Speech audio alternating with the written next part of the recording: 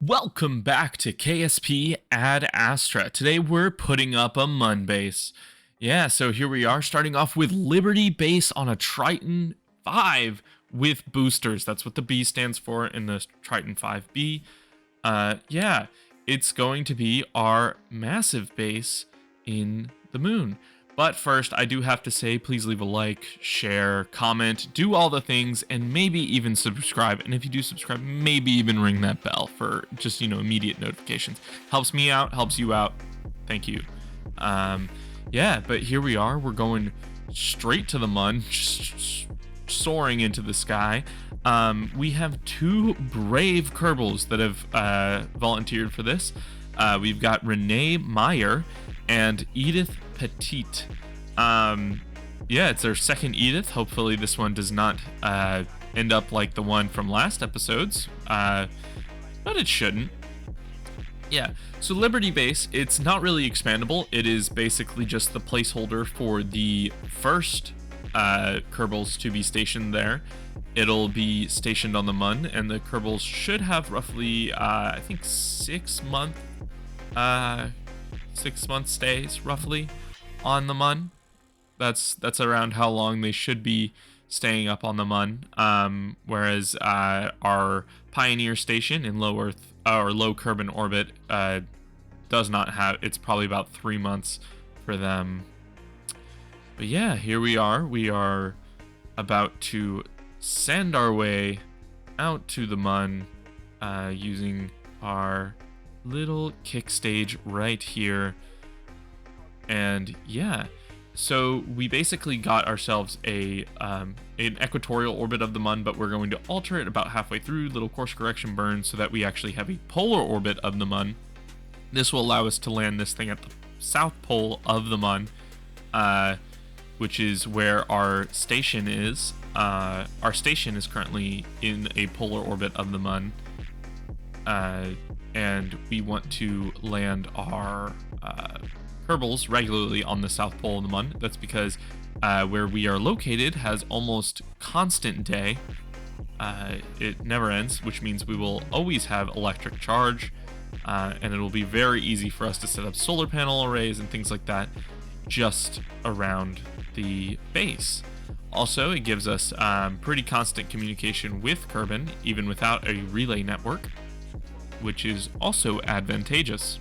It's kind of the reason why we're actually doing this in real life with our Artemis missions. But yeah, here we are. We are slowly coming in to our basically our landing point. We are going to use up the rest of the fuel on that stage, and we did. And we're going to slow ourselves down so that we can successfully land. We're going to land right next to a crater. The ground is kind of uneven near this crater, but I think maybe later on we will start putting our stuff down inside the crater and maybe have some stuff that'll help transfer our electricity to it using the USI system, which is a mod that allows you to transfer things between things in a local area, which shouldn't be all that hard at all. Here we are. We're finally coming in for a landing. This thing had kind of a thrust to weight ratio, so it was kind of hard kind of deciding where I needed to do it. Plus, it's kind of unwieldy.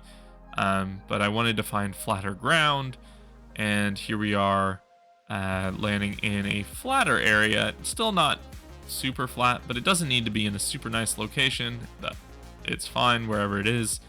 And here we are planting our flag, basically saying that this area is Liberty Base, and it's going to have all of our stuff included, like who's here, who are the people who founded it, which are, Renee Meyer and Edith Petite. And yeah, we did a little experiments, and then we will send them back home, as that is their job here.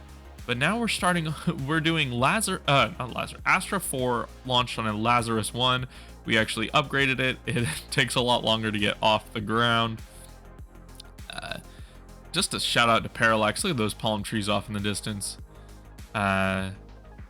here we are taking off, getting off.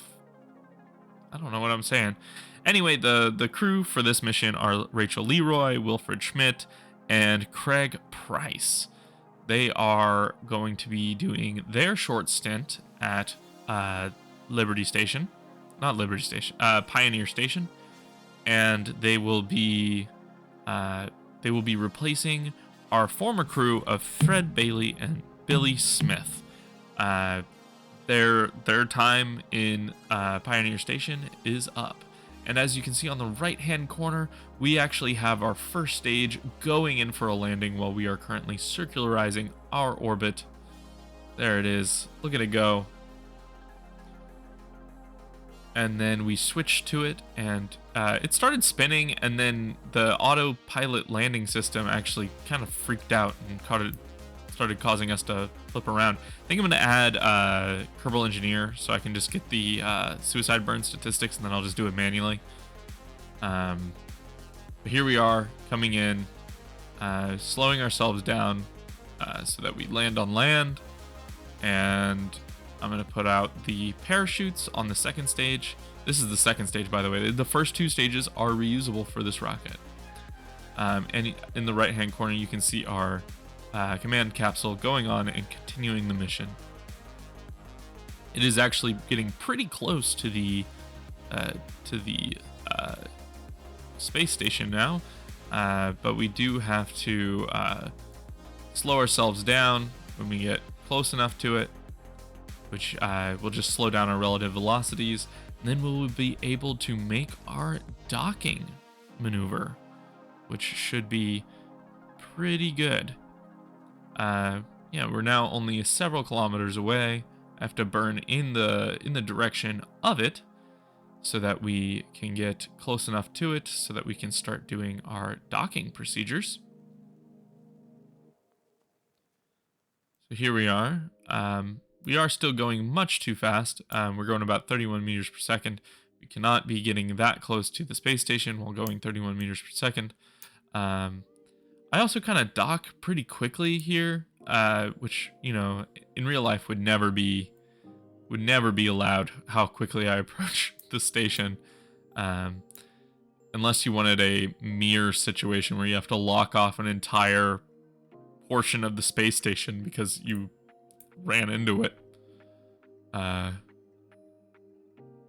But here we are, closing in, and we are going to dock right here. And there we go, dock to Pioneer Station. Our capsule is almost larger than the station, which is why what we're going to do next episode will make a lot of sense. But here we are with Astra 3 leaving the Pioneer Station, and it is going to deorbit itself right near the KSC, and it will be landing somewhat near it. Not really, but kind of close enough. Actually, roughly in the same location where our booster was supposed to land, but that didn't happen. So here we are, just trying to slow ourselves down even more with the RCS, and there we go. We have detached ourselves, and we have re-entered.